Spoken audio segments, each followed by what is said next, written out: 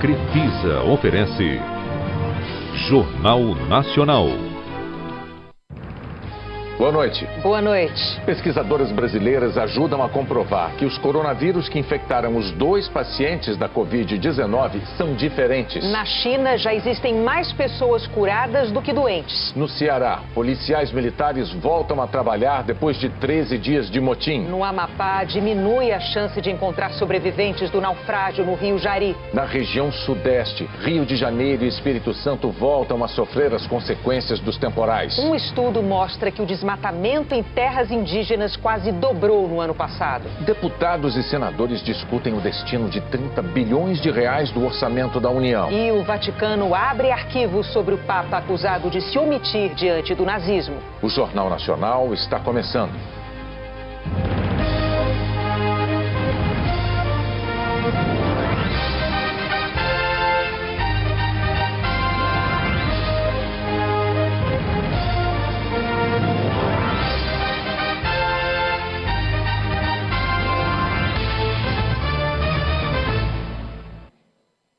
O Ministério da Saúde mudou a forma de reunir informações sobre o coronavírus. E com isso, o volume de casos considerados suspeitos no Brasil aumentou para 433.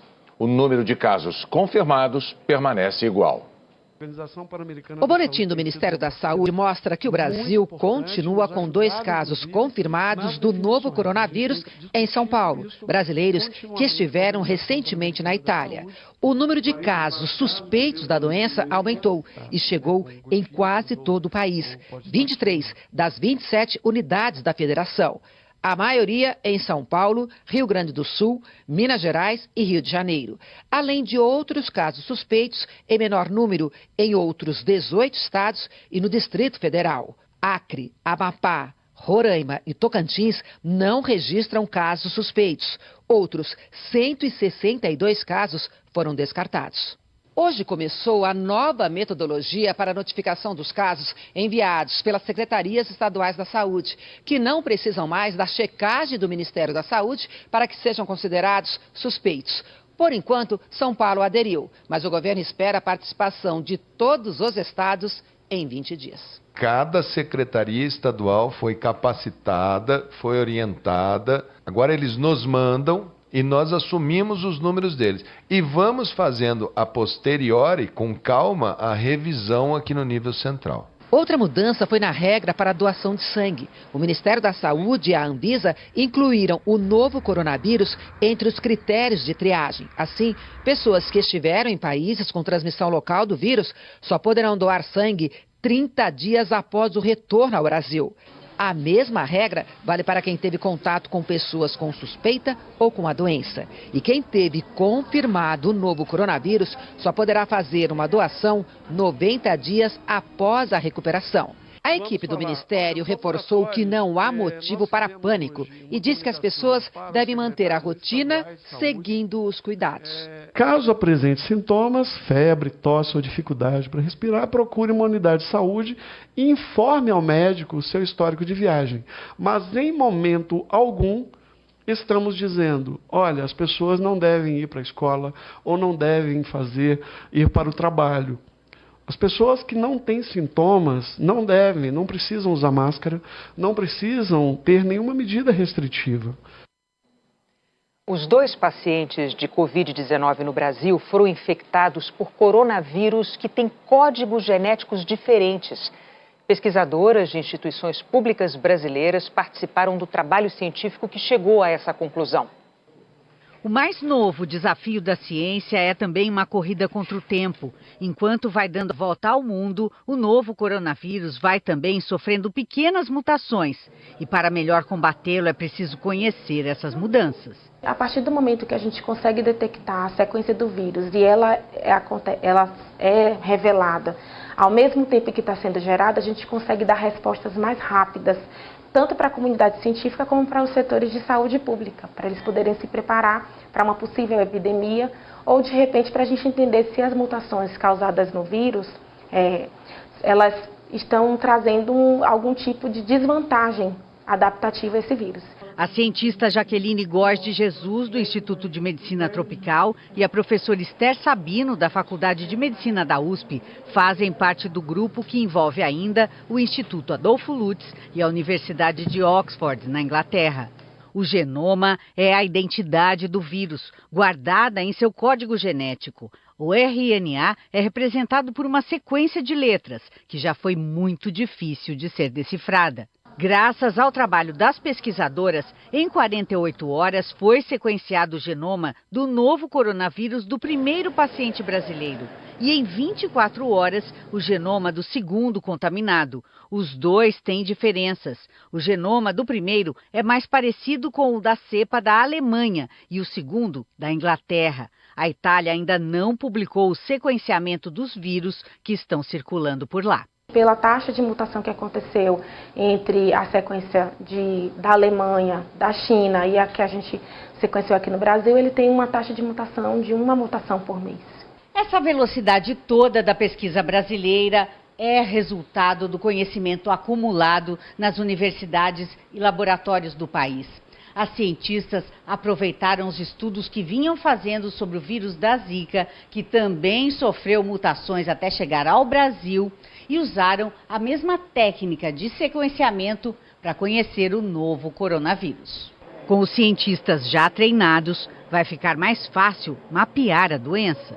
Se eu já sequenciar e falar aí, o vírus é totalmente diferente, são duas epidemias que estão acontecendo ao mesmo tempo, no mesmo lugar. Esse conhecimento facilita o desenvolvimento de testes, vacinas e remédios mais precisos. É por causa de mutações que tomamos vacinas diferentes para a gripe todo ano. E é por conhecer bem o vírus que a AIDS se tornou uma doença controlada por um coquetel de remédios. Um deles vem sendo inclusive testado contra o novo coronavírus. Até lá, segue valendo aquilo que a gente já tem que saber.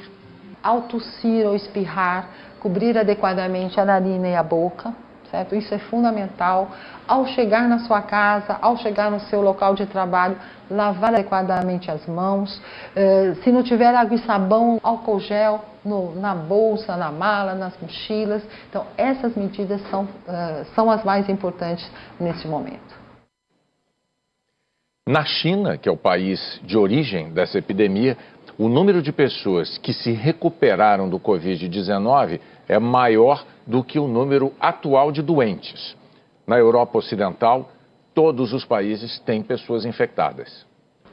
Portugal confirmou os 2 primeiros casos e a cada dia a Itália registra um salto no número de doentes. Muitos já se recuperaram, mas as mortes também aumentaram. Quase todos idosos que já tinham outros problemas de saúde. Já na França, o Museu do Louvre passou o 2º dia de portas fechadas. Diminuir o contato físico ajuda a conter o contágio. Na Alemanha, o ministro do Interior deu o exemplo e recusou um aperto de mão da primeira-ministra Angela Merkel, que deu razão a ele. Aqui no Reino Unido são 40 casos confirmados. Hoje, o primeiro-ministro Boris Johnson reconheceu que o novo coronavírus deve se espalhar, mas ele insistiu que o país está preparado. No Irã, os casos também aumentam a cada dia. Um dos conselheiros do líder, Ayatollah Ali Khamenei, morreu com a doença. Na grande mesquita de Meca, a multidão foi reduzida depois que a Arábia Saudita restringiu a entrada de peregrinos estrangeiros. No continente africano, já são 5 países com casos da doença. Hoje, Senegal e Tunísia entraram para a lista. Nos Estados Unidos, 6 pessoas morreram e pelo menos 10 estados já registram casos, entre eles a Flórida e Nova York. O mundo segue em alerta e os números continuam reforçando um fato. No geral, 4 em cada 5 pacientes sofrem apenas de sintomas leves. Por causa do coronavírus, a Organização para a Cooperação e Desenvolvimento Econômico reduziu a previsão de crescimento da economia mundial de 2,9% para 2,4%. A OCDE prevê que muitos países vão entrar em recessão por causa do surto e pediu medidas urgentes nas áreas afetadas. E depois daqueles tombos registrados na semana passada, os mercados financeiros tiveram uma segunda-feira de recuperação, com a expectativa de que os bancos centrais atuem para amenizar os efeitos econômicos do coronavírus. A Bolsa de Valores de Nova York subiu mais de 5%. A de São Paulo, 2,36%. Mas a cotação do dólar comercial também fechou em alta no Brasil. Em fevereiro, a balança comercial brasileira teve um saldo de 3 bilhões e 100 milhões de dólares. Em janeiro, o Brasil tinha gastado 1 bilhão e 700 milhões de dólares a mais com importações do que o valor que arrecadou com as exportações. Deputados e senadores podem decidir amanhã se derrubam ou não os vetos do presidente Jair Bolsonaro à Lei de Diretrizes Orçamentárias, que trata do chamado orçamento impositivo. O que está em jogo é o controle da destinação de 30 bilhões de reais. Todos os anos, o Congresso vota o orçamento para o ano seguinte, uma espécie de guia de como o dinheiro público vai ser gasto. No ano passado, deputados e senadores mudaram as regras e aumentaram a parte do orçamento impositivo, o pedaço do bolo que é gasto com projetos determinados pelos próprios parlamentares, as chamadas emendas. O governo federal já era obrigado a cumprir as emendas individuais e as de bancada, quando parlamentares de um estado se juntam para apoiar um projeto. No fim do ano passado, o Congresso colocou mais uma fatia nessa parte que o governo é obrigado a cumprir, as emendas do relator do orçamento, num valor de 30 bilhões de reais. A equipe econômica e o presidente Jair Bolsonaro não gostaram da mudança. Alegam que vão ter menos autonomia ainda para manejar o dinheiro público, porque a maior parte de tudo que entra nos cofres do governo já vai para pagamento de pessoal, previdência e manutenção da máquina administrativa.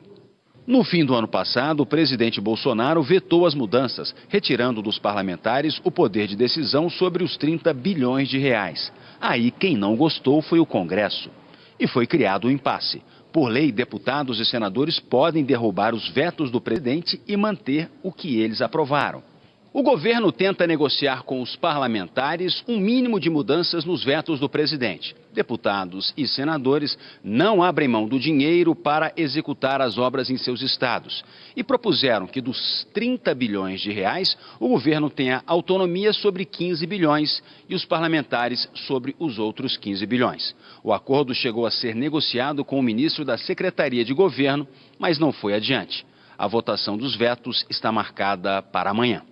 Quem comanda essas votações no plenário é o presidente do Senado, Davi Alcolumbre. Ele esteve no Palácio do Planalto hoje, quando se reuniu com o presidente Bolsonaro e recebeu em casa o ministro da Economia, Paulo Guedes.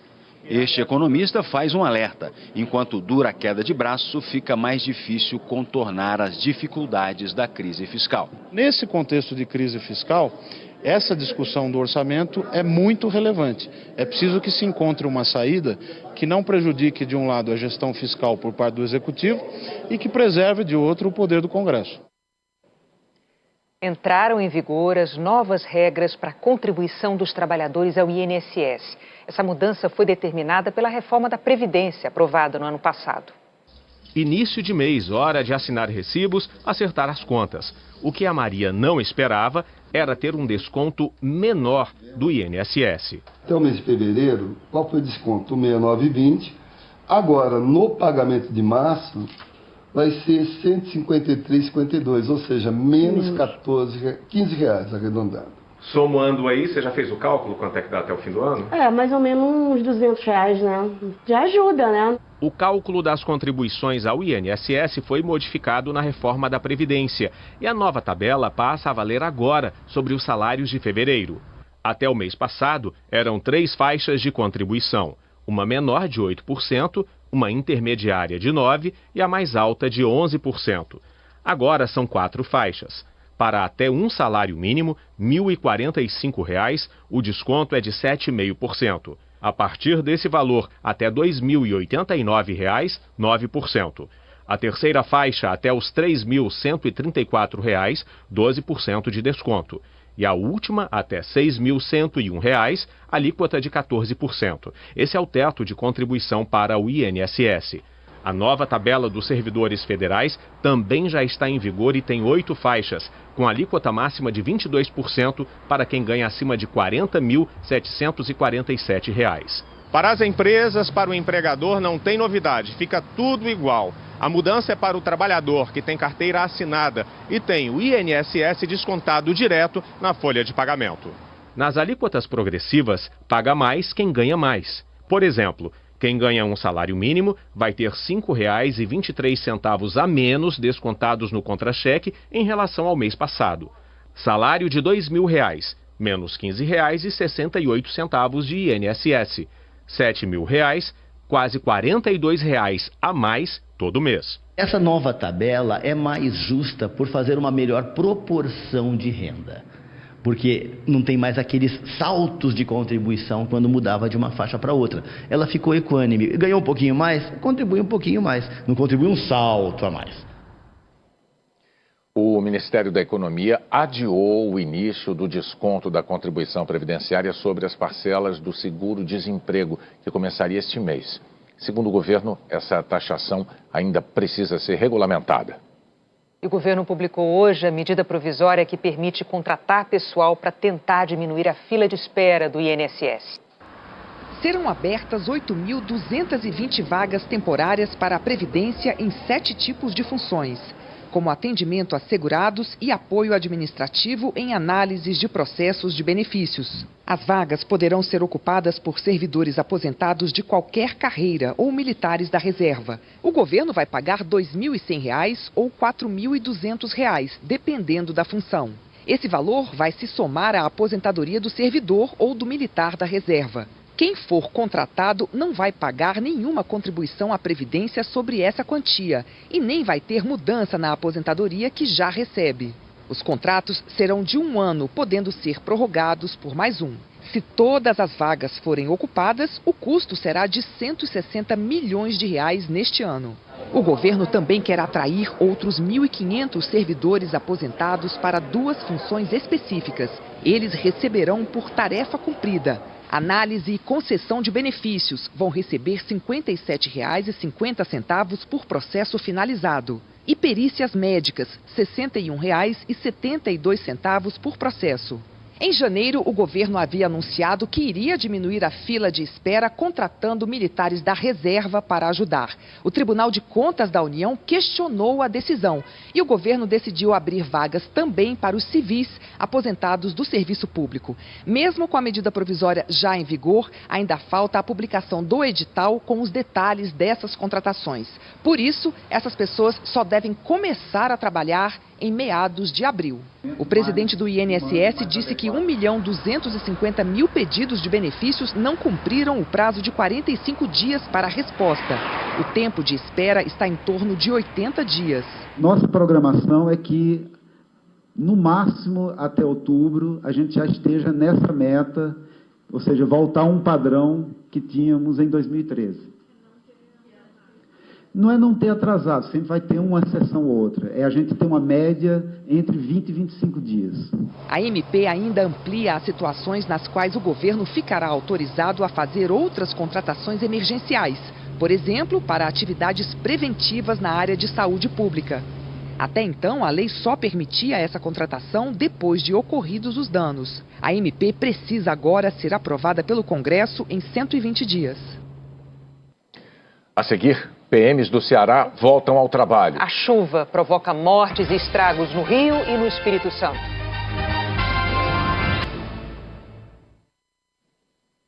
Subiu para 18 o número de mortos num naufrágio no Rio Jari, no sul do Amapá. Pelo menos 22 pessoas estão desaparecidas. Um helicóptero da Marinha trouxe 4 corpos hoje à tarde para Macapá. Familiares que estão com os parentes desaparecidos foram até o Instituto Médico Legal tentar fazer a identificação. De manhã, houve os 2 primeiros velórios. No velório da professora Sudelma Pedrosa, de 44 anos, o clima ainda era de apreensão. Ela viajava com o noivo, Antônio Éder de Souza, e 2 sobrinhos de 3 e 5 anos. Eles estão desaparecidos. Lamentável para a família. A família está muito angustiada, muito. Sabe, aquele aperto no coração de não encontrarem. Em uma outra capela foi velado o corpo de Marlene de Souza Alves, de 67 anos. A família ia comemorar um aniversário em Almerim, município paraense que fica perto do local do naufrágio. No caso, seriam 14, até o momento só foi resgatado só 4 com vida, né? Os 10 continuam desaparecidos ainda. O navio Ana Caroline III saiu sexta-feira de Santana, no Amapá, em direção a Santarém, no Pará. Depois de cerca de 10 horas de viagem, naufragou já na madrugada de sábado. Sobreviventes relataram que chovia e ventava forte. Barcos que estavam perto na hora do naufrágio conseguiram resgatar 46 pessoas com vida. A embarcação, infelizmente, tinha um local fechado, refrigerado e que tinha muita gente alojada nesse espaço. O Ministério Público do Estado anunciou que vai criar uma comissão para fiscalizar o transporte nos rios da região e investigar as causas do naufrágio do navio Ana Caroline III, que, segundo o Ministério Público, não tinha o registro oficial de passageiros e cargas. O navio está completamente submerso, a mais de 12 metros de profundidade no rio Jari. A Polícia Federal abriu inquérito para apurar se houve crime ambiental no acidente com um navio carregado de minério de ferro na costa do Maranhão.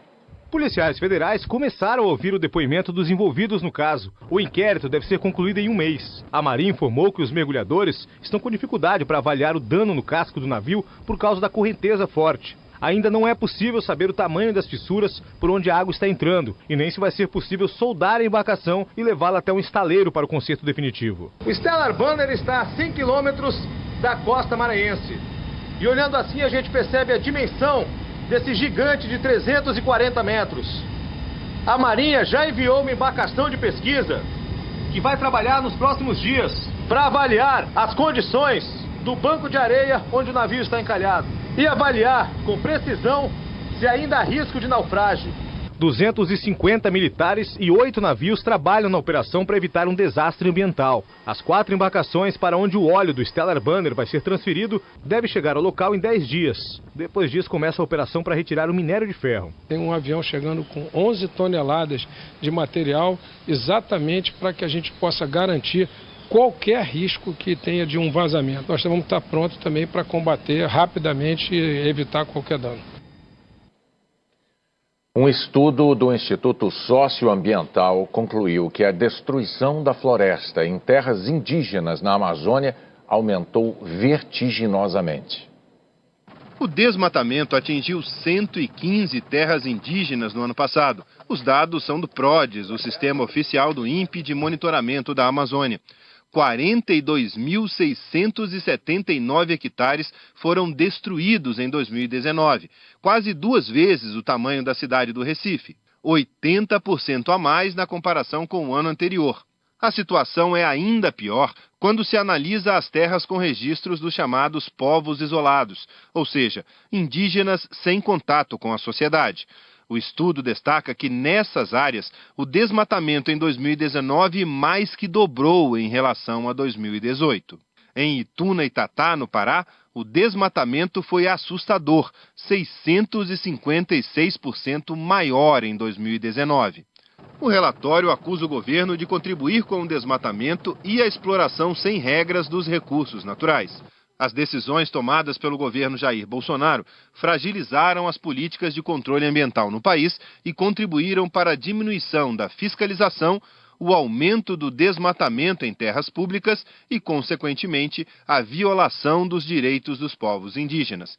Cita exemplos de decisões do governo, como cortes orçamentários profundos afetando principalmente a fiscalização, anulação de multas, paralisação de financiamentos significativos para a conservação e a liberação de autorizações ambientais à revelia de pareceres técnicos. Todo o desmatamento evitado nos últimos 20 anos, ele pode ser revertido nos próximos anos se não houver investimento na fiscalização e na proteção da floresta. Um retrocesso na fiscalização e na prevenção do desmatamento pode levar há uma ameaça muito concreta para a vida desses povos indígenas vivendo em isolamento. O Instituto alerta também para o projeto do governo que autoriza a mineração em terras indígenas, encaminhado para análise do Congresso. O estudo vai ser apresentado nesta terça-feira à Comissão de Direitos Humanos da ONU, na Suíça. O objetivo é chamar a atenção da comunidade internacional para as crescentes ameaças aos povos indígenas e pedir ao governo brasileiro que fortaleça a fiscalização e o controle na Amazônia. Hoje, numa reunião da ONU em Genebra, o cacique Yanomami Davi Copenaua pediu ajuda. Eu venho aqui para alertar e também informar o que o nosso povo indígena está precisando, está querendo. A terra Yanomami, em Roraima, tem 8 registros de povos isolados. O estudo denuncia que lá há uma invasão de 20 mil garimpeiros ilegais em busca de ouro. O Ministério do Meio Ambiente e a FUNAI declararam que não tiveram acesso ao relatório e não quiseram se manifestar. A chuva que atinge o Rio de Janeiro desde a noite de sábado provocou inundações e destruição, principalmente na zona oeste da cidade e na região da Baixada Fluminense. 4 pessoas morreram, uma está desaparecida. O que você pensa ao ver cenas assim? Carros dentro de um córrego, pelo menos 14. A enxurrada arrastou o que encontrou pela frente. Arrancou o asfalto e invadiu casas nesta região de Realengo, na Zona Oeste. Olha o portão! Foi a noite de horror mesmo. O vizinho ficou em cima do muro pedindo socorro para tirar as crianças daquela casa. Essa montanha de lama e de terra que se acumulou aqui na esquina, só para vocês terem uma ideia, eu tenho 1,64 m de altura e essa montanha aqui já tem mais de 2 metros. Dentro das casas sobrou muito pouco. O que é isso aqui? É uma história. É a minha base. Mas eu vou recomeçar. O prefeito do Rio esteve em Realengo essa manhã. Quando se preparava para dar uma entrevista, um morador jogou um punhado de lama nele. Marcelo Crivella responsabilizou os moradores pelos alagamentos. Se as pessoas não jogarem lixo nas encostas, na beira do rio e não jogarem lixo no bueiro, nós vamos ter muito menos problema nas chuvas. A culpa é de grande parte da população que joga lixo nos rios correntemente. Ontem, o prefeito já tinha falado que pessoas moram em áreas de risco porque gastam menos com tubulação. As pessoas gostam de morar ali perto porque gastam menos tubo para colocar cocô e xixi e ficar livre daquilo. Essas áreas são muito perigosas. Hoje, Henrique e Wesley extravasaram com lágrimas.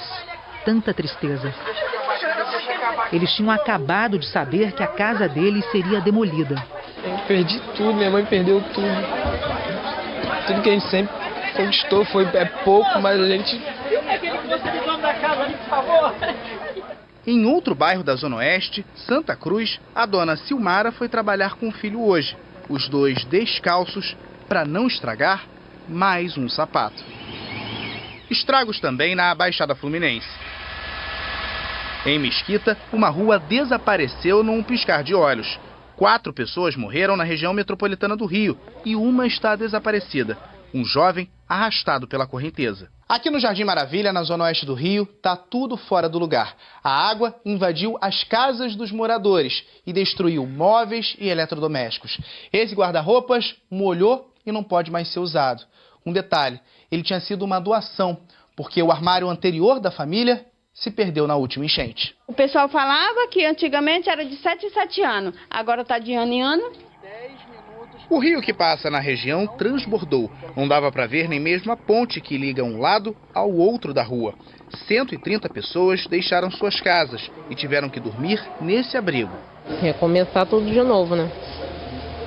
Esperando a chuva do ano que vem de novo, que é toda vez a mesma coisa. Choveu forte também no Espírito Santo. Uma pessoa morreu. Não dá para saber onde terminam as margens do rio Formate e onde começam as ruas deste bairro em Cariacica. O rio transbordou, a água entrou nas casas. Infelizmente, estou vivendo de favor dos outros, né? Porque dentro de casa não tem como eu ficar, né? Na zona rural de Cariacica, um morador morreu depois de ter a caminhonete arrastada pela enxurrada. Gustavo Leite estava indo socorrer um amigo que estava com o carro atolado na estrada. É a melhor pessoa do mundo. Ele era pai de todo mundo, ajudava todo mundo. E morreu ajudando. Essa é a lembrança que a gente vai ter dele. Em Alfredo Chaves, o rio Benevente também transbordou. É a segunda enchente neste ano. A gente que vinha se recuperando da enchente anterior e essa tragédia novamente aqui em nossa cidade. Durante a maior parte do dia não choveu aqui no Espírito Santo. Mesmo assim, em alguns bairros, como aqui na Barra do Jucu, em Vila Velha, as ruas permaneceram encobertas pela água. Dezenas de pessoas tiveram que ser resgatadas de barco. tem que ser de barco, porque está muito fundo, não tem como as pessoas saírem. Criança não consegue, idoso não consegue, então tem que ser de barco, só o resgate só de barco. Quantas pessoas o senhor tirou hoje aqui? Umas 50 pessoas. Será que essa chuva toda vai continuar? A Anne Lotterman tem informações para a gente da chuva no Sudeste amanhã. Boa noite, Anne. Oi, Renata, boa noite para você, para o Bonner, boa noite a todos. A chuva vai continuar, viu? Ainda tem previsão de chuva, ela pode ser forte, mas não é igual à que caiu no fim de semana. E isso eu falo especialmente para quem mora no Rio de Janeiro e também em Belo Horizonte. A chuva pode ser forte, mas não vai durar horas seguidas. A temperatura já sobe amanhã para 30 graus no Rio de Janeiro, isso porque o sol já volta a aparecer. Em BH, máxima de 24. Em São Paulo, amanhã ela pode ser pontualmente forte. Em Vitória, choveu muito. Amanhã a chuva para, mas a trégua é curta. Na quarta-feira já volta a ter chuvarada novamente. A região do Sudeste que mais preocupa nesse momento está aqui. Baixada Santista, em São Paulo, onde são esperados 50 milímetros.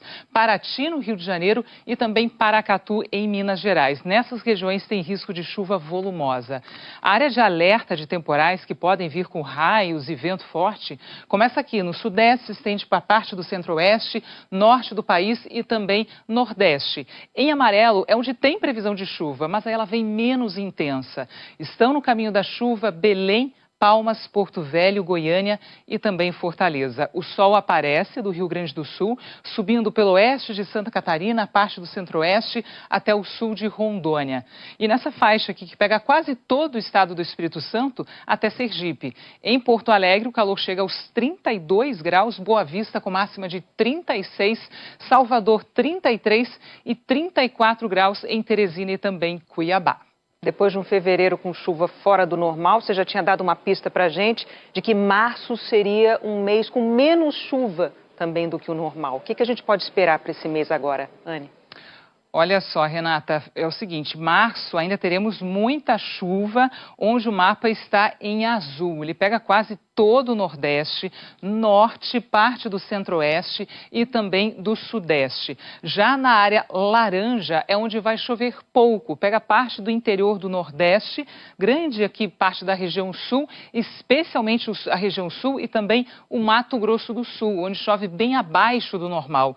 E aí isso acaba se refletindo nas temperaturas esperadas. Onde quase não chove, calorão. Entre o oeste do Rio Grande do Sul, subindo até o sul de Rondônia, temperaturas altas. Onde chove, temperaturas mais baixas que o normal para a época. É o caso do Sudeste, ou seja, os dias frescos vão continuar e a chuva também no Sudeste, Renata. Tá bom, então a gente vê que março ainda vai ser um mês bastante chuvoso, pelo menos na maior parte do Brasil. A gente volta a se falar amanhã. Tá bom, obrigada, Anne. Até amanhã. Policiais militares do Ceará voltaram hoje ao trabalho, depois de 13 dias de motim. Pela manhã, representantes dos PMs e dos 3 poderes do estado do Ceará assinaram um acordo que pôs fim à paralisação. Executivo, Legislativo e Judiciário estaduais têm um mês para formar outra comissão que vai analisar as reivindicações dos policiais militares. Os PMs queriam aumento do salário base do soldado para R$ 4.900. O governo oferecia R$ 4.500. A negociação vai continuar, mas com o princípio de não estourar o limite do orçamento. Os policiais também queriam anistia em caso de motim, mas isso não está previsto no acordo. Amanhã, os deputados aqui do Ceará devem votar uma proposta de emenda à Constituição Estadual que proíbe a concessão de anistia para amotinados. A Constituição Federal proíbe a greve de forças de segurança e a Justiça do Ceará já tinha declarado a greve ilegal. A Justiça Militar mandou soltar 46 policiais que estavam presos por deserção, porque não compareceram ao trabalho. E 3 por motim, porque foram flagrados esvaziando pneus de viaturas. Mecânicos trabalharam para que os carros voltassem a patrulhar as ruas. Só nos 8 primeiros dias de motim, houve pelo menos 220 assassinatos.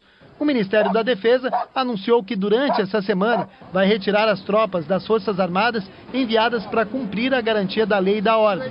Já a Força Nacional ficará no Ceará até o dia 19. Ontem à noite, antes de os policiais decidirem pelo fim do motim, o diretor da Força Nacional, que é coronel da PM no Ceará, discursou para os amotinados num batalhão ocupado e com elogios. Vocês são gigantes, vocês são monstros, vocês são corajosos. Demonstraram isso ao longo desses 10, 11, 12 dias que estão aqui dentro desse quartel em busca de melhorias da classe, que vão conseguir, tenho certeza disso. Na sequência, Aginaldo de Oliveira pediu que os PMs voltassem ao trabalho. São centenas de mortes nesses últimos dias. Se os senhores não voltarem, essas mortes não cessarão e atingirão os nossos amigos, os nossos familiares, os nossos entes queridos e pessoas inocentes. Hoje, o governador Camilo Santana, do PT, voltou a afirmar que manterá os processos administrativos. Tanto o secretário como o comandante, todos se apresentaram hoje pela manhã nos seus batalhões, nos seus quartéis. Esse é o momento de retomar os trabalhos de todos e garantir a normalidade no combate à violência, na garantia da segurança pública dos cearenses. O Jornal Nacional procurou o coronel Aginaldo de Oliveira, mas ele não quis se manifestar sobre o discurso. A Força Nacional de Segurança declarou que o coronel Aginaldo, que é integrante da PM, fez um discurso interno parabenizando os policiais pelo fim da paralisação e por não condicionarem o encerramento da paralisação à exigência de benefícios como a anistia. Nós não tivemos resposta do Ministério da Justiça, ao qual a Força Nacional de Segurança está subordinada. A Justiça Federal decidiu mudar de prisão o homem que esfaqueou o então candidato à presidência Jair Bolsonaro durante a campanha eleitoral de 2018. Adélio Bispo de Oliveira deve ser transferido do Presídio Federal de Campo Grande para uma unidade prisional de Juiz de Fora, que foi a cidade onde ele cometeu o crime. O prazo deve ser cumprido em 30 dias. A seguir, uma semana fundamental na escolha do candidato que vai enfrentar Donald Trump na eleição americana. E a abertura dos arquivos sobre o Papa acusado de fechar os olhos para as atrocidades dos nazistas. O Vaticano abriu os arquivos da época da Segunda Guerra Mundial para que os historiadores possam analisar a atuação do Papa naquele período. Parte da comunidade judaica afirma que Pio XII fechou os olhos para as atrocidades do nazismo e o extermínio de milhões de judeus. Hitler queria invadir o Vaticano e sequestrar Pio XII, mas a polícia pontifícia se preparou para esconder o Papa e proteger o território do Vaticano. Este é um dos documentos secretos e a decisão de abrir todos os arquivos daquele período veio do Papa Francisco. Mais de 150 historiadores e pesquisadores se inscreveram para desvendar informações que há décadas estavam proibidas. O pontificado controverso de Pio XII durou 19 anos, de 1939 a 1958. Ele foi eleito poucas semanas depois do início da Segunda Guerra e sucedeu Pio XI, Papa que estava escrevendo uma encíclica contra o racismo. Mas Pio XII não deu continuidade a ela e nunca teria feito referência aos judeus em seus discursos. Para muitos, o Papa se omitiu diante do genocídio.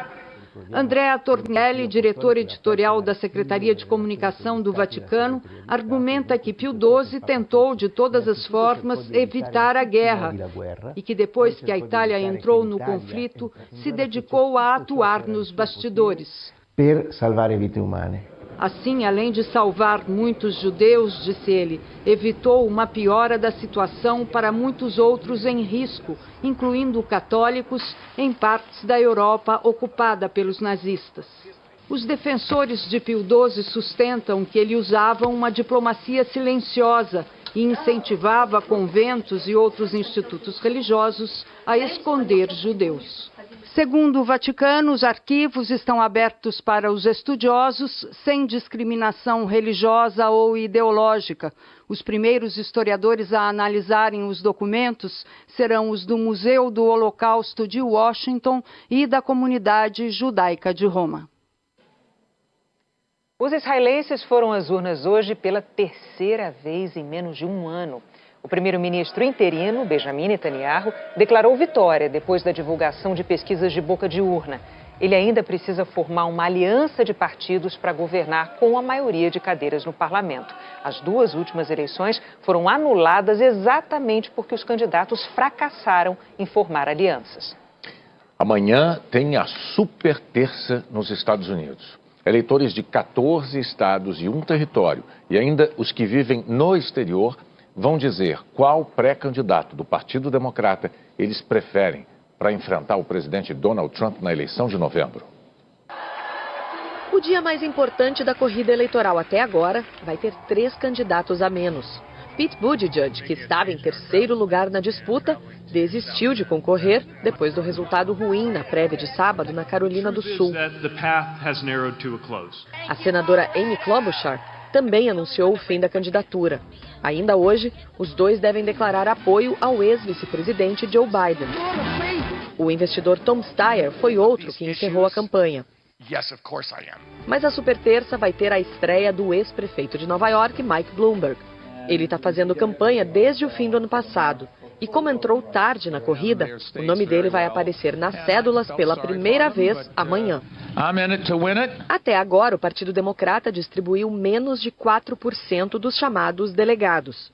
São 155 representantes do partido que têm a missão de fazer valer a vontade do eleitorado de 4 estados na Convenção Nacional em julho. Amanhã, esse número dispara. Num único dia, 14 estados, um território e americanos no exterior vão votar. São 1.357 delegados em jogo, 34% do total. A Califórnia é o estado mais populoso e com o maior número de delegados, 415. Nenhum outro pré-candidato democrata investiu mais na Califórnia do que Bernie Sanders. Ele tem 100 pessoas na equipe dele aqui e 23 comitês de campanha espalhados pelo estado. Em comparação, Joe Biden tem apenas um na cidade de Los Angeles. E o investimento de Bernie Sanders parece ter valido a pena.